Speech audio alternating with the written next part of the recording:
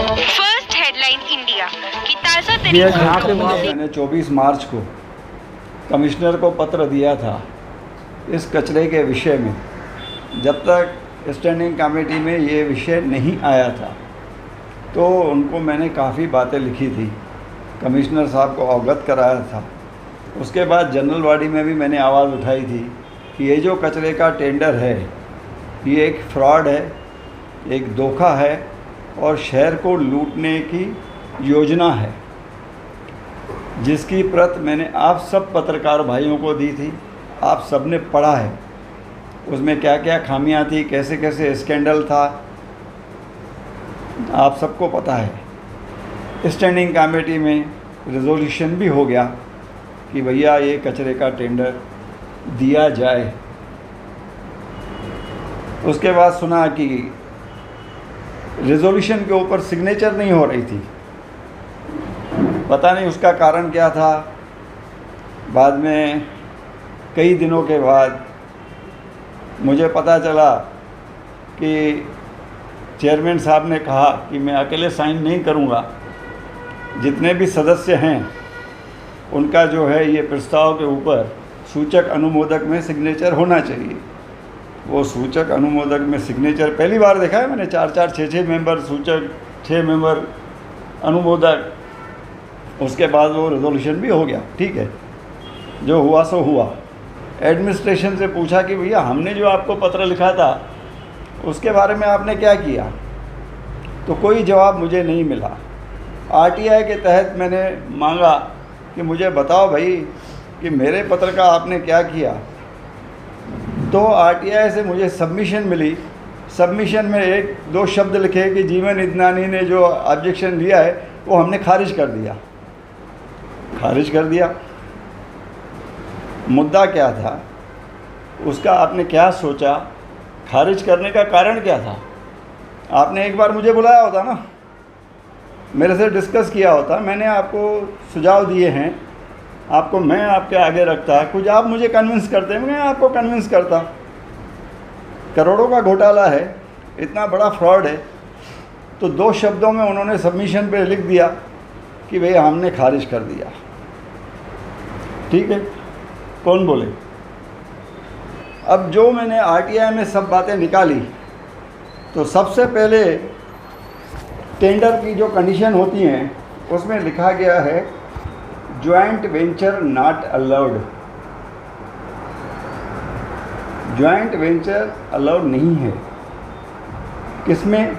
GB का जो ठहराव किया गया था 2/12/21 को, 2021 को, जीबी का ठहराव क्रमांक 36, उसमें क्लियर कट लिखा है कि कोई भी कंपनी जो भरेगी ये टेंडर उसको साझेदारी या जॉइंट वेंचर अलाउ नहीं है। वही 24/12 को विभागीय टिप्पणी बनी, डिपार्टमेंट की टिप्पणी बनी, उसमें भी वही लिखा है। टेंडर डॉक्यूमेंट निकला, उसमें भी ये लिखा है कि भैया जॉइंट वेंचर नॉट अलाउड। उसके बाद 25 जनवरी 2022 को प्री बिड होती है। प्री बिड में बुलाया जाता है, भाई आपके कोई सुझाव हैं क्या? तो वो सुझावों की मीटिंग में भी कहा गया जॉइंट वेंचर नॉट अलाउड। यह कंडीशन बहुत ही स्पष्ट की गई कि joint venture not allowed. Tender में क्लास 2.2.1 में साफ लिखा गया है joint venture public consortium not allowed. Clause referring to the same is not applicable for the tender. मतलब किसी भी किस्म का जॉइंट वेंचर अलाउड नहीं है। 24/12/21 को विभागीय टिप्पणी फिर से, जैसे सभी विभाग के सभी अधिकारियों ने तथा आयुक्त ने भी मंजूर किया, स्पष्ट लिखा गया है की जॉइंट वेंचर नॉट अलाउड, कोणत्याही जॉइंट वेंचरला परवानगी नाही। 2 कंपनियों ने सवाल उठाया, सीडीसी जयपुर और 3R management private limited. Meeting में इन दोनों कंपनियों ने रिक्वेस्ट की, विनती की कि जॉइंट वेंचर के लिए परमिशन दी जाए। परंतु एडमिनिस्ट्रेशन ने, प्रशासन ने साफ मना कर दिया। ठीक है, सबको मना करने के बाद कोणार्क इंफ्रास्ट्रक्चर और कोणार्क इन्वायरो का जॉइंट वेंचर मंजूर किया गया। आप ए को कह रहे हो जॉइंट वेंचर नहीं अलाउ है, बी को कह रहे हो नहीं अलाउ है, किसी को भी नहीं अलाउ है। बाद में आप जो है कोणार्क इंफ्रास्ट्रक्चर और कोणार्क इन्वायरो, इनका जॉइंट वेंचर आपने अलाउ कर दिया। मुझे लगता है कि शायद दोनों में नाम सेम है ना, कोणार्क कोणार्क, तो चलता है, ऐसे सोचा होगा इन्होंने। कंपनी अलग है लेकिन कोणार्क तो कोणार्क है, चल जाएगा ना भाई। तो ऐसा करके हो सकता है कि कमिश्नर भी हमारे गलतफहमी में आ गए हों कि कोणार्क तो काम कर रही है हमारे पास, उसको तो तजुर्बा है, एक्सपीरियंस है। अभी वो कोणार्क इन्वायरो को है, यहाँ कोणार्क इंफ्रास्ट्रक्चर को है। कोणार्क तो कोणार्क है। लोगों को, मुझे लगता है ये कोणार्क शब्द लेके लोगों को, ऑफिसर्स को, जनता को गुमराह किया गया है। ये बहुत बड़ा स्कैंडल है। दोहरा मापदंड कैसे चलेगा? और इस कारण मैंने जैसे आपको पहले भी बताया, 125 करोड़ की चपेट लग गई हम लोगों को। हम बोले तो आप, मैं, सब पूरी जनता, उल्लासनगर शहर के व्यापारी, उल्लासनगर शहर में रहने वाले, 125 करोड़ हमारी जेब से निकाल के पिक पॉकेटिंग हो गई। कोई बोलने वाला नहीं है। तो आपने कोणार्क को रेट दिया है, वो आपने कहाँ से डिसाइड किया? उनका कहना है कि हमने आसपास की जो नगर पालिका है ना, महानगर पालिका, वहाँ का रेट लिया है। उनका रेट हमसे ज़्यादा है। चलो ये भी बात मान लेते हैं। आप सिर्फ रेट कंपेयर करोगे, बाकी बातें हैं। हर महानगर पालिका का क्षेत्रफल, हर महानगर पालिका में कितने लोग रहते हैं, हर महानगर पालिका में कितने घर, मकान, दुकान हैं, ये कौन देखेगा? उसका कोई कंपैरिजन नहीं है। अभी अगर नवी मुंबई म्युनिसिपल कॉरपोरेशन दे रही है 2698 रुपये, 2698, तो उसकी एरिया कितनी है? हमारी एरिया है उल्लासनगर की 13 स्क्वायर किलोमीटर। नवी मुंबई की एरिया है 162 स्क्वायर किलोमीटर।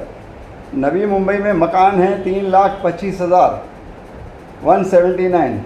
उसके बाद आइए नासिक में, नासिक का रेट है 2,595, उसका क्षेत्रफल है 264 स्क्वायर किलोमीटर। वहाँ जो प्रॉपर्टियाँ हैं, घर, मकान, दुकान, वो है 5 लाख।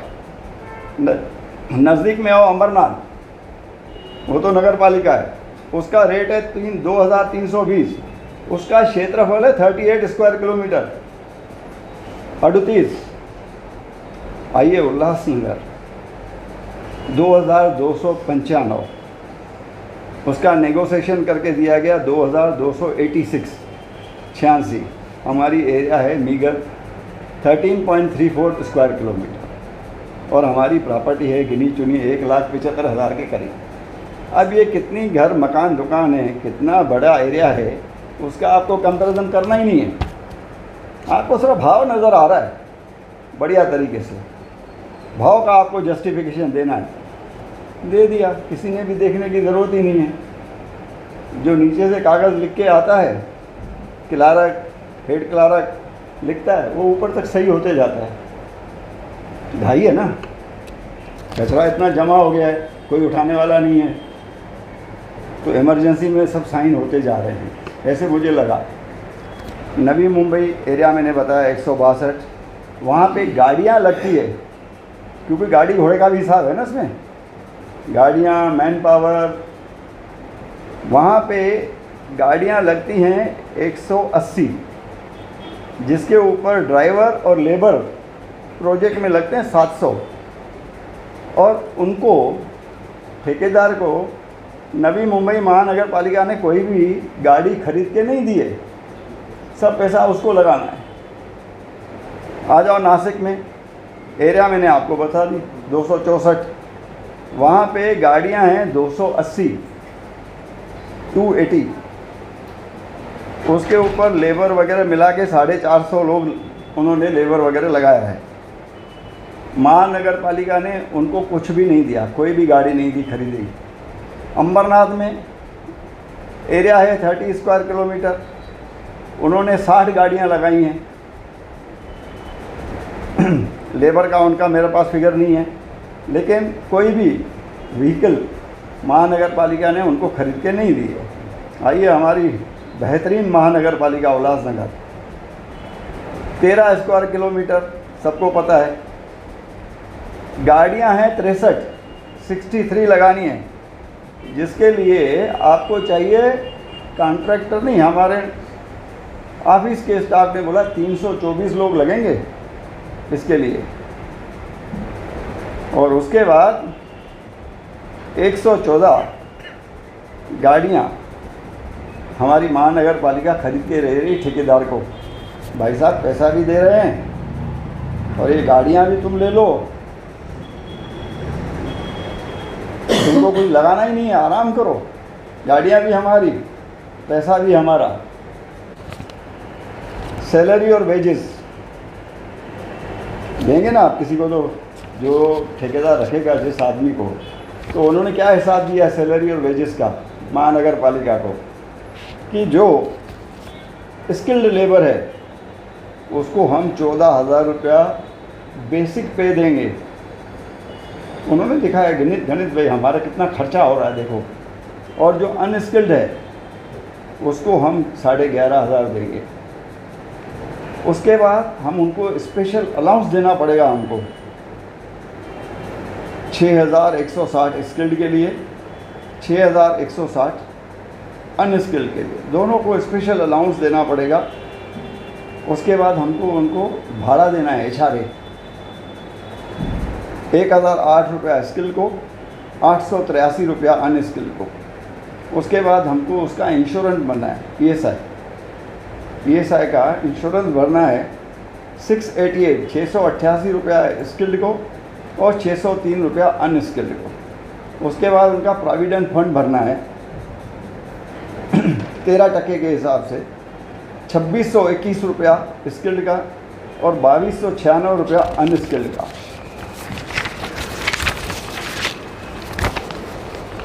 उसके बाद महाराष्ट्र लेबर वेलफेयर बोर्ड के हिसाब से 3% देना पड़ता है। मैं इसमें पूछना चाहूँगा कि हमारे पास भी देखो, आपको मालूम है अनुकंपा पे जो हमारे स्टाफ गुजर जाते हैं, डेथ होती है, तो उनके बच्चों को हम अनुकंपा के हिसाब से लेते हैं। जब तक उनका परमानेंट हो नौकरी तब तक उनको हम फिक्स पे रखते हैं। ये जैसे ये है वैसे वो भी हैं बेचारे, क्या उनको ये सब सुविधाएं देते हैं? आप टेंडर में ये सब सुविधाएं टेंडर जो भर रहा है उसके एम्प्लॉइज़ के लिए दे रहे हो? क्या आप अपने स्टाफ के लिए, जिन्होंने अपनी जान दी, जीवन भर काम किया महानगर पालिका में, उनके जो अन्यायी बच्चे हैं उनके लिए कभी किया है आपने ये सब सुविधा? क्या उनको दिया है ये सब? क्या दे रहे हो? आज भी कोई मुझे डॉक्यूमेंट दिखाए। ठेकेदार के लिए सब यस बिल्कुल परफेक्ट करना है और हमारे एम्प्लॉइज गुनाहगार हैं। वर्कमैन कॉम्पेंसेशन, अनुकंपा महानगर पालिका में अनुकंपा मतलब कॉम्पेंसेशन ग्राउंड पे फिक्स पे पर अपॉइंट किए जाते लोग हमारे, ये भत्ता उनको नहीं दिया जाता है। ये भत्ता जो है वर्कमैन कॉम्पेंसेशन विद इंश्योरेंस, ये उनको नहीं दिया जाता है। कल कोई घटना घटे तो वो बेचारा जो हमारे पास है अनुकंपा पे, वो मर जाएगा, कुछ भी हो जाएगा, चलेगा, लेकिन ये ठेकेदार का आदमी है, इसको ये सब देना है, इंश्योरेंस वगैरह महानगर पालिका की जेब से देना है। क्या बात है? तो आप मेरे को बताओ, ये सब बातें क्या जायज़ हैं? ये सब मिला के ठेकेदार को हर साल 4 करोड़ के लगभग फ़ायदा होता है। वो देगा नहीं देगा पता नहीं, लेकिन उसने दिया भैया, ये सब देना पड़ेगा ना। सिर्फ ये एक एटम में ही 3 करोड़ 86 लाख का घोटाला नज़र आ रहा है मेरे को। बड़े बड़े कॉन्ट्रैक्टर हैं, काम करते हैं। मैं आपसे पूछना चाहता हूँ, आपके किसी भी मित्र को, ठेकेदार को या जान पहचान वाले ठेकेदार को कभी भी उसका पेमेंट कब मिलता है? आज काम करता है तो 6 महीने के बाद, 8 महीने के बाद, जैसे आप बोल रहे हो। कभी उसको इंटरेस्ट मिला है, ब्याज मिला है? नहीं ना, कट करके ही मिलता है, लेकिन ब्याज नहीं मिलता है। उसको ब्याज उल्टा भरना पड़ता है किसी न किसी रूप में। तो ये बंदे को, ये कंपनी को महानगर पालिका अगर पेमेंट नहीं करेगी 1 महीने के अंदर, तो उसको इंटरेस्ट देगी, ब्याज देगी, ब्याज। भाई साहब, इसमें टेंडर में कुछ भी नहीं लिखा है, सिर्फ लिखा है महानगर पालिका जो है अगर 1 महीने के अंदर पेमेंट नहीं देती है, आपके बिल का भुगतान नहीं करती है, तो आपको ब्याज देगी। अब टेंडर निकला, उसमें कुछ नहीं। रेजोल्यूशन पास हो गया स्टैंडिंग कमेटी में, उसमें कुछ नहीं। एक्सेप्टेंस मिल गया, उसमें कुछ नहीं। अब वर्क ऑर्डर भी मिल जाएगा, बाद में आपको कंपनी कहेगी भैया डिलेड पेमेंट नहीं मिला, अब हमें हो ब्याज दो। कौन नक्की करेगा? ठेकेदार बोलेगा इतना ब्याज भर के देना है आपको मुझे। ये पहली मर्तबा मैं देख रहा हूँ। अगर इस ठेकेदार को ब्याज मिलना है, इंटरेस्ट मिलना है, तो बाकी जो अन्य ठेकेदार महानगर पालिका में काम करते हैं, उन्होंने क्या गुनाह किया? क्या वो काम नहीं करते? उनके बिल ऐसे ही बनाए जाते हैं। ब्याज एक आदमी को क्यों?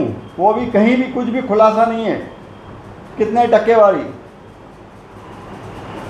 इसके ऊपर इन्होंने लीगल ओपिनियन मांगा अपने एक बड़े वकील से, बॉम्बे हाई कोर्ट से। वो वकील साहब ने लिख के भेज दिया, भैया ये हमारे बस की बात नहीं है, ये हमारे बस में नहीं है, आप कोई विशेष जो वकील हो उससे इसका ओपिनियन ले लो। मेरे पास सब कागज़ हैं, आपको भी दे दूंगा, स्टडी कर लेना। अभी नंबर ऑफ स्किल्ड और अनस्किल्ड लेबर जो ये बता रहे हैं कि कितने गुणवान और कितने साधारण लोग लगेंगे इस काम में। जीबी के जो ठहराव था और 24/12 की जो विभागीय टिप्पणी है और टेंडर में 324 कर्मचारियों की संख्या लिखी गई कि इस टेंडर को चलाने के लिए 324 कर्मचारी लगेंगे। 25 तारीख को जो प्री बिड मीटिंग हुई उसमें आखिरी पेज पे लिखा है कि 330 कर्मचारी, मतलब 6 की बढ़ोतरी, 330 कर्मचारी लगेंगे। प्री बिड में किसी भी कंपनी ने जो पार्टिसिपेट कर रही थी या इवन कोणार्क ने, उन्होंने कभी ये सवाल नहीं उठाया कि भैया 324 नहीं, 330 नहीं, 450 लेबर लगेंगे। अब ये अचानक जिस दिन स्टैंडिंग कमेटी में ये रिजोल्यूशन आया, ये मैटर आया, तो अचानक गोशवारे में आपो आप कंपनी ने डिमांड नहीं की, किसी ने भी कोई डिमांड नहीं की। हमारी एडमिनिस्ट्रेशन ने लिख दिया, नीचे से बाबू लोगों ने लिख दिया कि भैया नहीं 330 नहीं 450 लोग लगेंगे इनको। अरे मेरे गुणवान भाइयों, कहाँ से आया? आपको रात को सपना आया? क्या आया? कंपनी डिमांड नहीं कर रही है, अन्य जो कंपनी पार्टिसिपेट करने आई है वो कुछ नहीं बोल रही है। आपको कहाँ से आया? आपने लिख दिया कि 450 कर्मचारी लगेंगे। ये सब जो हुआ ये ठेकेदार का मुनाफा बढ़ाने के लिए जंप दिया गया। 120 जो कर्मचारी बढ़ाए गए जस्टिफाई करने के लिए कि ये जो हमारे ठेकेदार बाबू हैं उनका मुनाफा कम होगा, उनको 450 लोग लगेंगे। हमारा आंकलन गलत था, हमने जो टेंडर निकाला एडमिनिस्ट्रेशन ने, हम गलत थे भैया। अब हम अपनी भूल सुधार रहे हैं। ठेकेदार का लेबर बढ़ाने का काम, ये संख्या बढ़ा दो, इससे लगेगा कि हमारे जो ठेकेदार हैं वो कम मुनाफा कमा रहे हैं, इनका खर्चा बढ़ गया, इनका मुनाफा कम हो रहा है। तो इस हिसाब से 8 साल में ये लेबर बढ़ाने की वजह से कागज़ पे तो उनका 26 करोड़ का खर्चा बढ़ गया। अगर ये नहीं बढ़ता तो मुनाफा दिखता था ना। इनकम और एक्सपेंडिचर की जो स्टेटमेंट आप देते हो महानगर पालिका को कि आप कैसे काम करोगे, कितनी आपकी इन्वेस्टमेंट होगी, कितना खर्चा होगा, कितना आपका मुनाफा होगा, अगर ये रातों रात हमारे बाबू लोग, कंपनी ने डिमांड नहीं की, इन्होंने लिख दिया 450 लोग लगेंगे, तो खर्चा बढ़ गया। तो 8 साल के अंदर ये 26 करोड़ का खर्चा बढ़ गया। देखो बेचारा कहाँ कमा रहा है, 26 करोड़ तो बेचारे को यहाँ पे लग गया, 5 नंबर और एक नंबर में। ठीक है, 2 जगह पे आज के तारीख में डंपिंग ग्राउंड है। शायद आपको ये मालूम होगा कि सरकार ने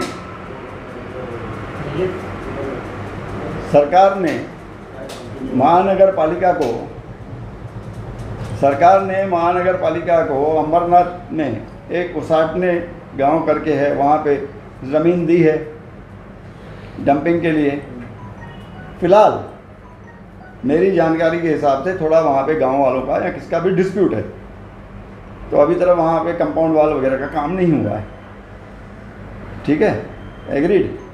आज नहीं कल तो ये सेटल हो जाएगा, आज नहीं तो कल ये सेटल हो जाएगा।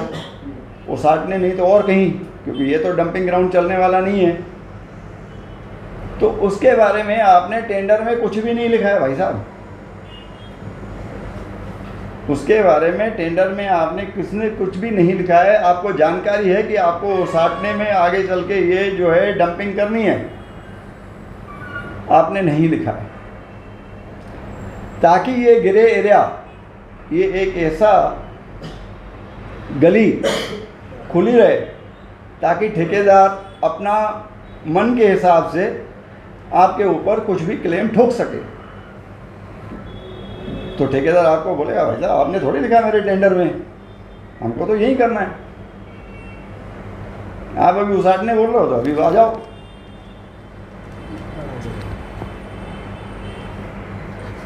ये ग्रे एरिया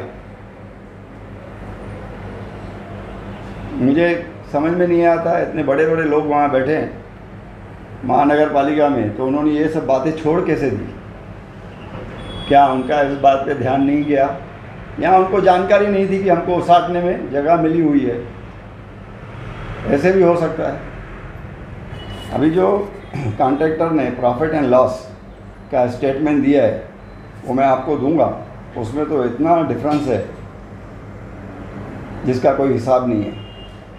और अन्य जो 2 पार्टिसिपेट करने आए थे कंपनियां, जिन्होंने पार्टिसिपेट किया, 3 टेंडर भरे गए, तो 2 ने भी तो भरा ना। उसको समझो ABC जॉइंट वेंचर या किसी भी कारण आपने उसको रिजेक्ट कर दिया, लेकिन उससे कम से कम आप प्रॉफिट एंड लॉस का स्टेटमेंट तो ले सकते थे कि भैया आप ये टेंडर समझो हम आपको देते हैं, तो आप हमको बताओ आप कैसे चलाओगे, आपका खर्चा कितना आएगा, आपको प्रॉफिट कितना होगा। आपने उनसे वो मांगा तक नहीं, क्योंकि आपको पता था कि उनको देना ही नहीं है, तो उनसे मांगे भी क्यों? कंपैरिजन करने की ज़रूरत ही नहीं है। लेकिन उनको मांगना चाहिए था कंपैरिजन करने के लिए, उन्होंने उसकी भी परवाह नहीं की, कुछ मांगा नहीं। उसके बाद में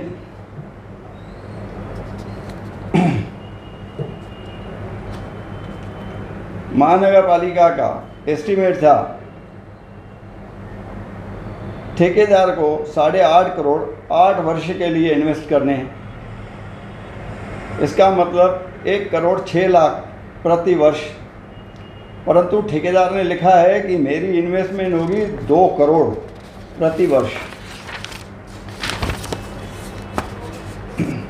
2 करोड़ प्रति वर्ष कहाँ से आप करोगे, जिसका मैंने इनकम और एक्सपेंडिचर में पूरे डिटेल दिए हैं।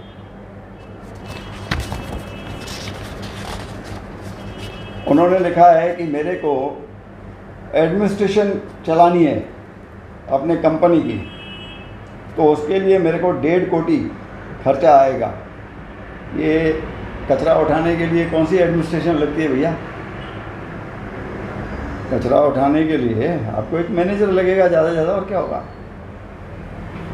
1.5 करोड़ का उस पर खर्च हो गया क्या?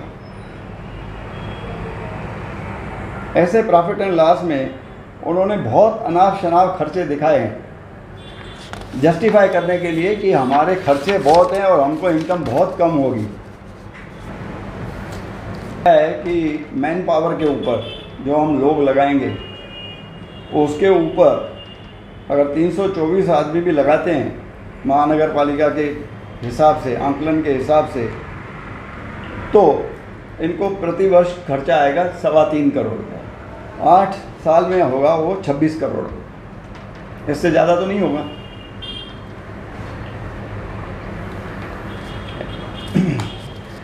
कास्ट और खर्चे बाकी जो है repair and maintenance of vehicle, उसके ऊपर इन्होंने 1.5 कोटी लगाया है। अभी नई गाड़ियाँ आपका कहाँ रिपेयर निकलने वाला है?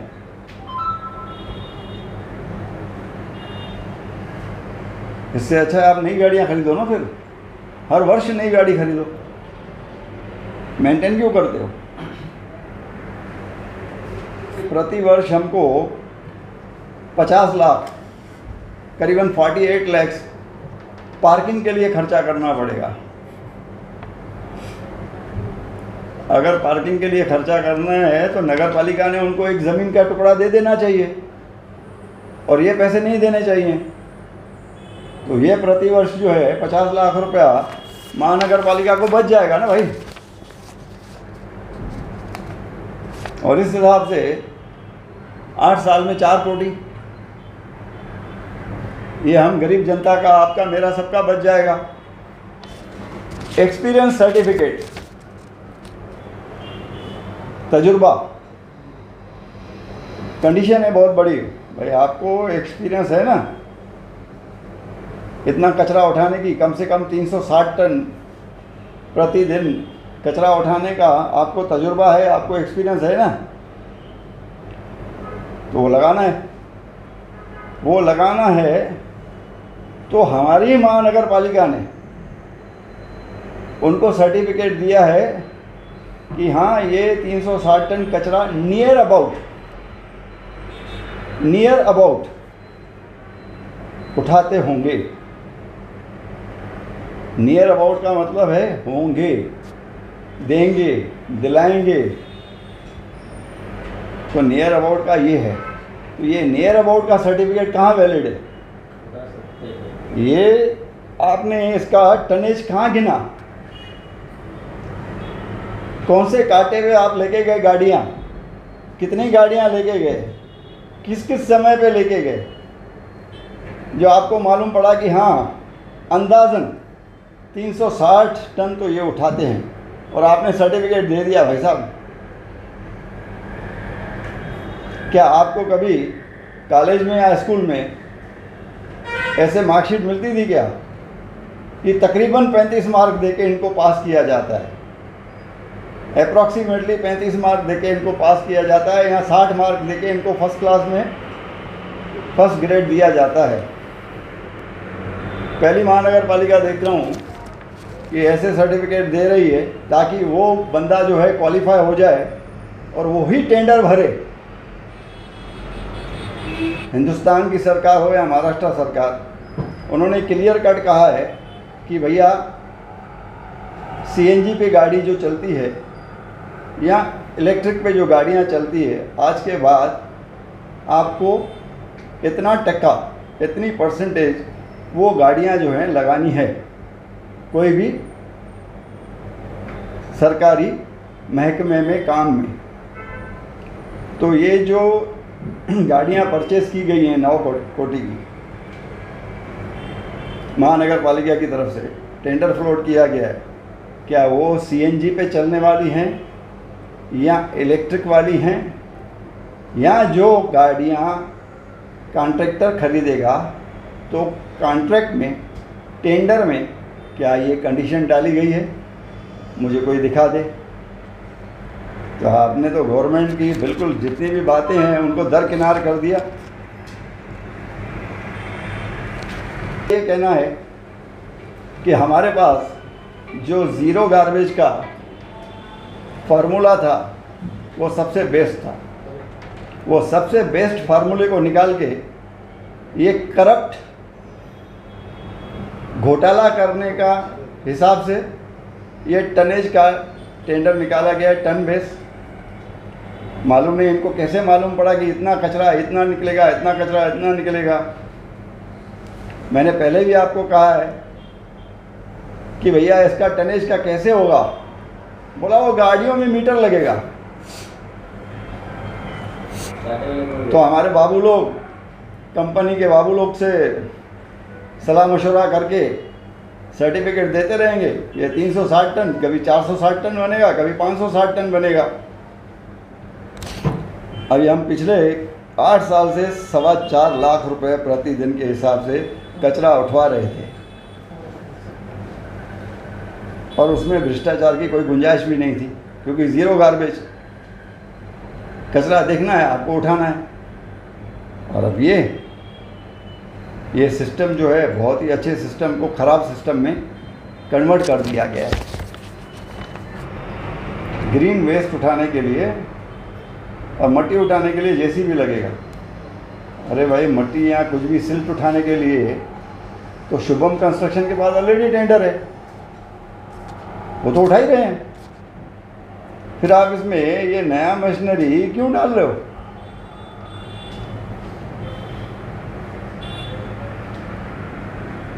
फिर बाद में इन बाबू लोगों ने लिखा कि भैया हमने एक बहुत ही बढ़िया कंपनी से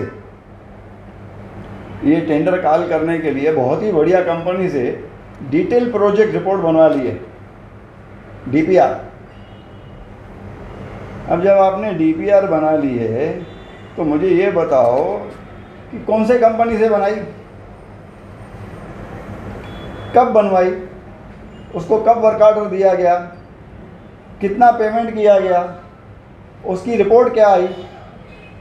अगर उसकी रिपोर्ट के आधार पे आपने ये टेंडर मंगाया है तो आप इसकी धज्जियाँ क्यों उड़ा रहे हो?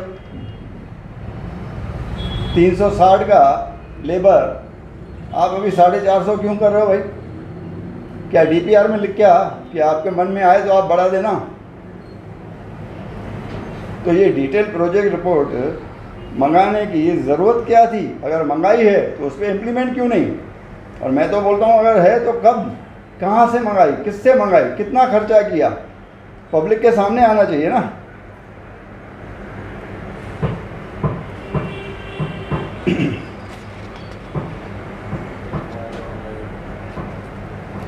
इसमें डीपीआर में जो था उसके बाद गाड़ियाँ ऐसे अनाप शनाप लिखी गई हैं जो डीपीआर में नहीं है। डीपीआर में मतलब इनके टेंडर ही डीपीआर हुआ, टेंडर डॉक्यूमेंट ही डीपीआर हुआ। उसके अलावा सब प्रिस्क्राइब करके खर्चा बढ़ाया गया है ताकि दिखाया जाए कि हमारा कॉन्ट्रैक्टर कितना गुणवान है और कितना हमारे शहर के प्रति उनकी सच्चाई है कि उनको कुछ बचेगा भी नहीं। प्रॉफिट लॉस में दिखाया है कि हमको 3.25 करोड़ रुपए, 3.25 करोड़ रुपए इनकम टैक्स चुकानी होगी। 3.25 करोड़ रुपए इनकम टैक्स चुकानी होगी। मैं आपको ये बता दूं कि कंपनी लॉ के हिसाब से अगर आप 1 रुपया कमाते हो तो आपको 25% टैक्स देनी है, मतलब 1 रुपये के पीछे 4 आना। तो 3.25 कोटी के हिसाब से आप मेरे को बताओ कि कितना हुआ इनकम आपका? 13 कोटी।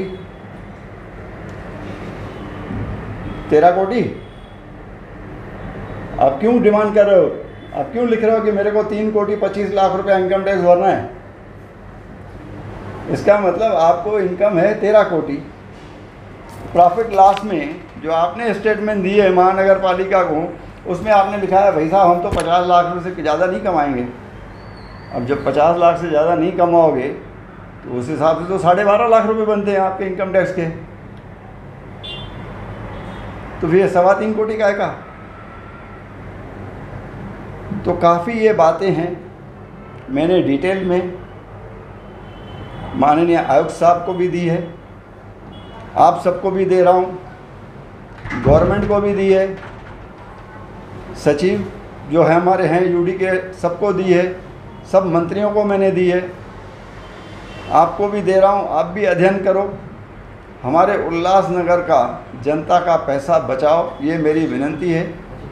और आपके माध्यम से मैं हमारे जितने भी शहर के गणमान्य नेता हैं, ज्ञानी हैं, बुद्धिजीव हैं, एनजीओज़ हैं, मैं उनसे भी निवेदन करता हूं कि आंखें खोलो, शहर को बचाओ, शहर का पैसा बचाओ। और गरीब जनता पहले ही अपने रोज़मर्रा के खर्चे के बोझ के तले भुगत रही है, उनको इस बातों से बचाओ, जन कल्याण करो, इसके लिए धरना दो, इसके लिए आंदोलन करो। जो आपके हाथ में हैं, सब बातें आपके हाथ में हैं फैक्ट के साथ। मुझे उम्मीद है जो मैं कह रहा हूँ आपके माध्यम से सब नेताओं को, सब एनजीओज़ को ये मेरा संदेश, मेरी विनती, मेरी रिक्वेस्ट पहुँचेगी और इस विषय में जागेंगे और शहर को बचाएंगे। धन्यवाद।